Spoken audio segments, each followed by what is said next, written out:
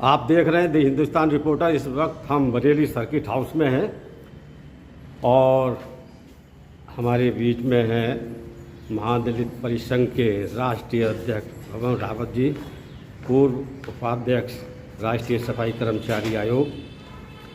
महापरिसंघ राष्ट्र में पूरा एक काम कर रहा है, सामाजिक राजनीतिक एक दलित समाज को जोड़ने के लिए। भवन रावत जी हमारे साथ में हैं और मैं देख रहा हूँ पूरा संगठन, जिसमें मदन लाल जी भी हैं, मामू सिंह जिला अध्यक्ष, हरीश बाबू वाल्मीकि, राजा बाबू वाल्मीकि। एक चर्चा हो जाए।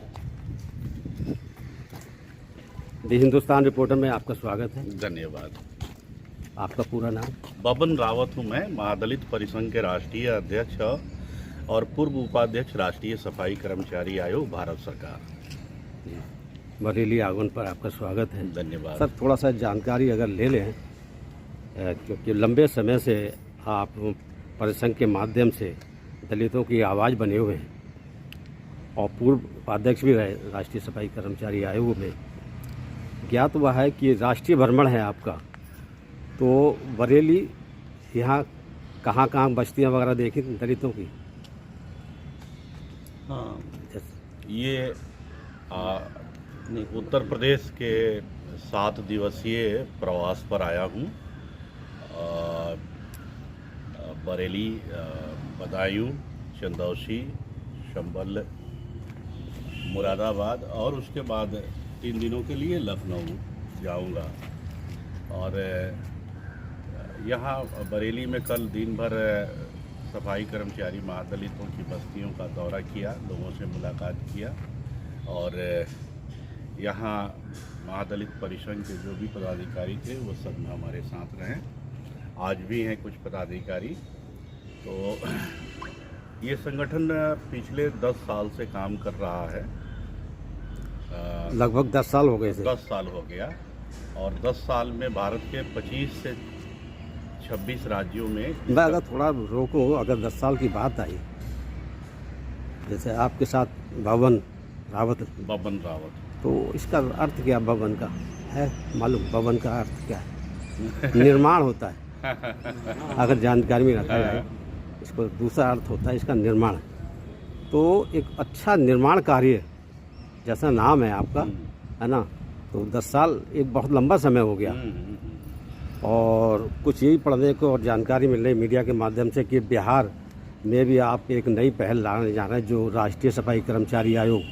क्या पहले बिहार में राष्ट्रीय सफाई कर्मचारी आयोग का गठन नहीं हुआ था क्या? पहले बिहार में बिहार राज्य सफाई कर्मचारी आयोग का गठन नहीं हुआ था।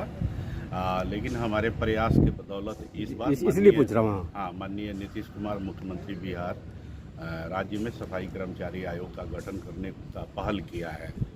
इससे पहले हमने अपने आंदोलन के माध्यम से 2007 में बिहार में महादलित आयोग का गठन करवाया और उसके माध्यम से बिहार के दलितों में दलित महादलितों के लिए विभिन्न योजनाओं की शुरुआत हुई, जो आज भी चल रही है।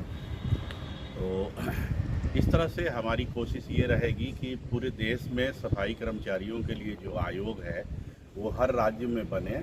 जब मैं राष्ट्रीय सफाई कर्मचारी आयोग का उपाध्यक्ष था तो आसाम के मुख्यमंत्री हेमंत बिस्वा शर्मा से मिल करके वहाँ पर आसाम राज्य सफाई कर्मचारी आयोग का गठन करवाया और बिहार के मुख्यमंत्री और गवर्नर से मिल करके बिहार में भी सफाई कर्मचारी आयोग का गठन करवाया है। क्या बिहार में गठन हो गया इसका? जी, हो गया। वहाँ कौन है अध्यक्ष इसका बिहार में? सफाई कर्मचारी आयोग तो 1 महीने पहले घोषणा हुई है। अच्छा, आयोग बने लगभग कांग्रेस के पीरियड में ये सफाई कर्मचारी आयोग बने। हाँ, वो 1994 में राष्ट्रीय सफाई कर्मचारी आयोग का गठन हुआ था। हाँ। तब से लेकर अब तक ये आयोग काम कर रहा है भारत सरकार के अंतर्गत। इसकी जैसे लोकसभा में इसकी कार्रवाई की पटल पर रखा गया था, कार्रवाई को से पहले रखा गया था, लेकिन दुर्भाग्य ये है कि राष्ट्रीय सफाई कर्मचारी आयोग समय समय पर अपना प्रतिवेदन तो देता है सरकार को, इसके पावर क्या है? इसका पावर क्या है? सफाई कर्मचारियों के हितों का संरक्षण करना, उनकी जो समस्याएं हैं वो लिपिबद्ध करके आयोग के रिपोर्ट जो प्रत्येक 3 साल पर सरकार को दिया जाता है उसमें सफाई कर्मचारी वर्ग एक जाति तो है नहीं, एक काम है सफाई कर्मचारी, जाति नहीं है। तो इस सफाई कार्य में भारत के अपर कास्ट के लोग जो आ गए हैं काम करने, जो इससे जुड़ा था समाज बदनाम हुआ, इससे लाभ हानि किसका है? अपर कास्ट को या जो इससे जुड़ा हुआ, किसको लाभ किसको हानि? देखिए, सरकार का मुख्य उद्देश्य ये रहा है कि यह एक पेशा है, सफाई का कार्य है, जाति नहीं है। हाँ, जातिगत पेशा नहीं है, लेकिन हमारा जो वाल्मीकि समाज है वो सदियों से परिस्थिति बस मैं यही कहना इस गंदे पेशे से जुड़ा रहा।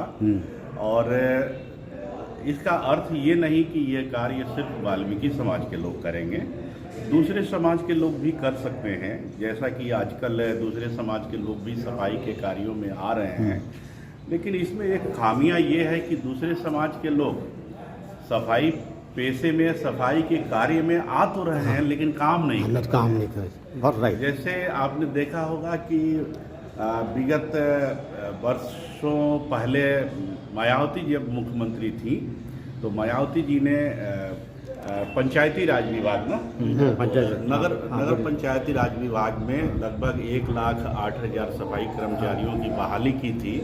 उसमें 67-68 हजार दूसरे समुदाय के लोग हैं जो वेतन तो लेते हैं लेकिन सफाई का काम नहीं करते हैं। तो यदि राष्ट्रीय सफाई कर्मचारी आयोग इस पर कोई कार्रवाई कर सकते हैं? कार्रवाई की है सर? यदि राष्ट्रीय सफाई कर्मचारी आयोग के पास समय समय पर शिकायतें आती हैं तो उसका निपटारा भी होता है, कार्रवाई होती है, विभाग को लिखा जाता है। कोई पनिशमेंट वगैरह हुआ? कोई पनिशमेंट हुआ? जैसे जो पे लेते हैं काम नहीं करते? नहीं, वो तो सत्यापित होने के बाद जांचोपरांत कार्रवाई होती है। और इतना ही नहीं, हम देखते होंगे कि सीवर डेथ की समस्या बहुत ज़्यादा है देश में। तो सीवर डेथ कई घटनाएं हुई, फिलहाल तो कई घटनाएं हुई टीवी में हुई, देश भर में लगातार घटनाएं घटती हैं।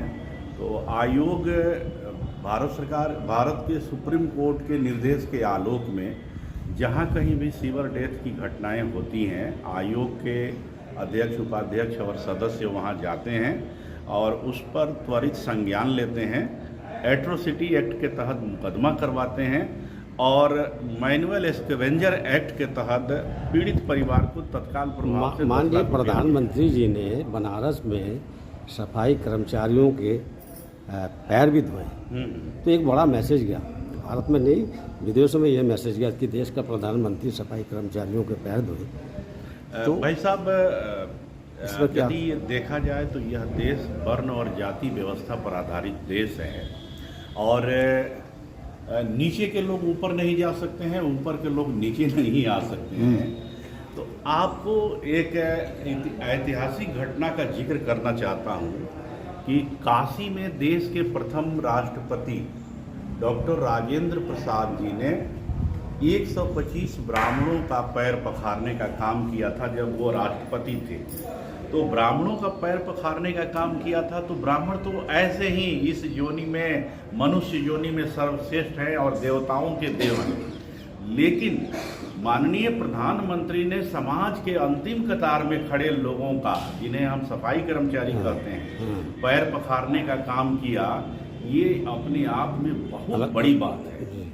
ब्राह्मणों के पैर पखारना कोई खबर नहीं है। आप पत्रकार हैं, पत्रकारिता के लिहाज से देखिएगा, ये कोई खबर नहीं है, लेकिन सफाई कर्मचारियों का पैर पखारना, उनको सम्मान देना, ये बहुत बड़ी खबर है।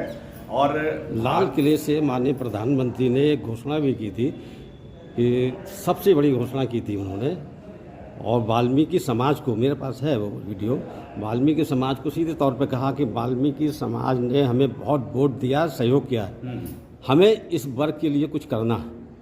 ये माननीय प्रधानमंत्री ने कहा, लाल किले से कहा।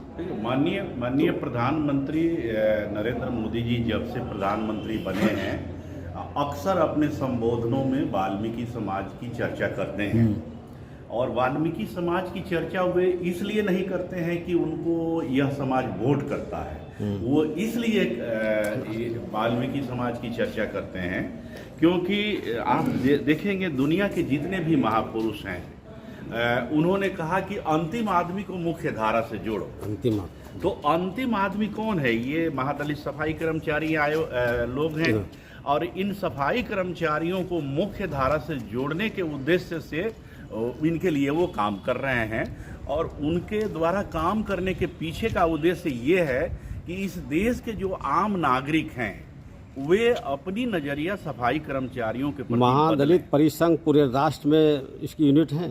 पूरे राष्ट्र में यूनिट है। दक्षिण भारत के कुछ राज्यों को छोड़ दें तो पूरे राष्ट्र में इसकी यूनिट है।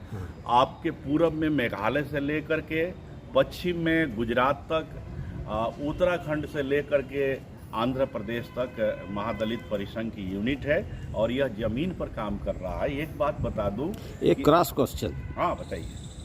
आदत है, मजबूरी हमारी, बोलिए है ना, थोड़ा पूछे। हाँ,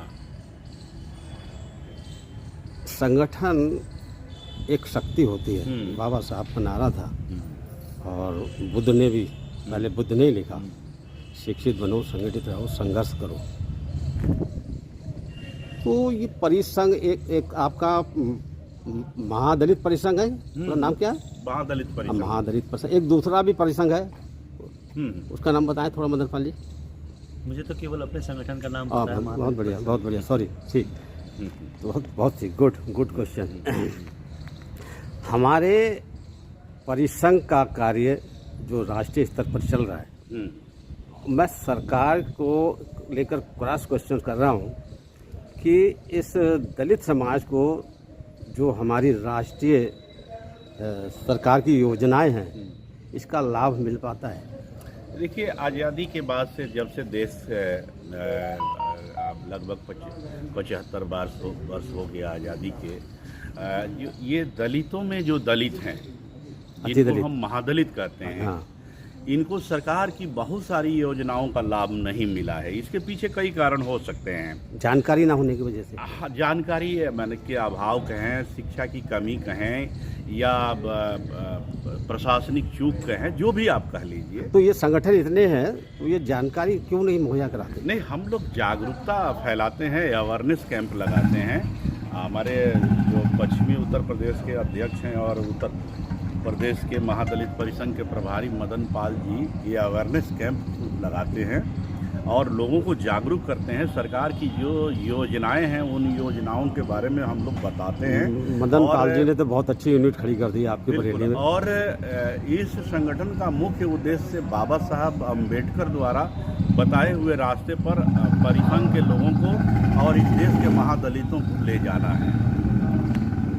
मदन पाल जी, थोड़ा सा आप बताएं जी, आपका परिसंघ का उद्देश्य, कार्यशैली और समाज हित में क्या काम कर रहे हैं? देखिए, हमारा जो महादलित परिसंघ है उसका मेन उद्देश्य ये है कि समाज को अवेयर करना, समाज को यूनाइट करना, समाज को एजुकेटेड करना, समाज को, एक हमारे परिसंघ का नारा है, बाबा साहेब ने 3 चीज़ें कही थी, शिक्षित बनो, संगठित रहो, संघर्ष करो। हमारे माननीय अध्यक्ष जी ने उसमें एक चीज़ और जोड़ी है, स्वावलंबी बनो। स्वावलंबी बनो। और स्वावलंबी आदमी तब बन पाता है जब वो खुद कमाता है, खुद खर्च करता है, सारी ज़रूरतें पूरी करता है, तो उसमें एक स्वाभिमान भी जागता है, स्वावलंबी बनता है। हमारा उद्देश्य ये रहता है कि जैसे कि राष्ट्रीय अध्यक्ष जी ने बताया कि हम जो है प्रचार प्रसार भी करते हैं, लोगों को अवेयरनेस कैंप भी लगाते हैं। कल ही हमने एक जो बैठक की है, हमारे पदाधिकारीगण सब मौजूद थे इसी सभागार में, हमने वहाँ भी, कल अगर आप रहे होते तो आपको पता होता कि हमने अपने सभी पदाधिकारी को ये कहा है कि पब्लिक को अपने पास नहीं बुलाइएगा, जनता को अपने पास मत बुलाइएगा, समाज के लोगों के पास जाइएगा और जाके उनको सरकार की जो योजनाएं हैं, जैसे वृद्धावस्था पेंशन है, हमारे लोगों को पता नहीं है, विधवा पेंशन है, हमारे लोगों को पता नहीं है, लाभ नहीं मिल पाता। पता ही नहीं है तो लाभ कहाँ से मिलेगा साहब? तो हम लोग जा के बताते हैं। प्रधानमंत्री आवास योजना है, उसका लाभ है, शौचालय है, उसका लाभ है, स्वच्छ जल योजना है, उसका लाभ है, शादी वाला है योजना, उसका लाभ है। तो हमारे लोगों में अवेयरनेस की कमी की वजह से ये सब योजनाओं से वंचित रह जाते हैं।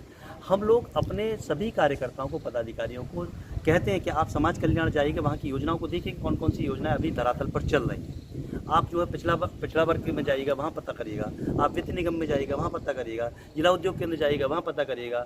है, बहुत सारी लघु उद्योग केंद्र जाइएगा, वहाँ पता करिएगा। खादी ग्रामोद्योग जाइएगा, वहाँ पता करिएगा। ITI जाइएगा, वहाँ कौशल मिशन द्वारा कौन कौन सी योजना चल रही है उनको पता करिएगा, और वो जाके समाज में फैला दीजिएगा। और सरकार के द्वारा कई योजनाएं चलाई जा रही जी मैंने अभी कई योजना। मांगू सिंह जी भी हैं, जिलाध्यक्ष हैं, आपका स्वागत है। बताएं क्या आपके राष्ट्रीय अध्यक्ष आए? जी, मैं देखिए इसका महादलित परिषद हमारा ये काम करता है कि समाज को एकजुट करने के लिए, जोर से बोलो, और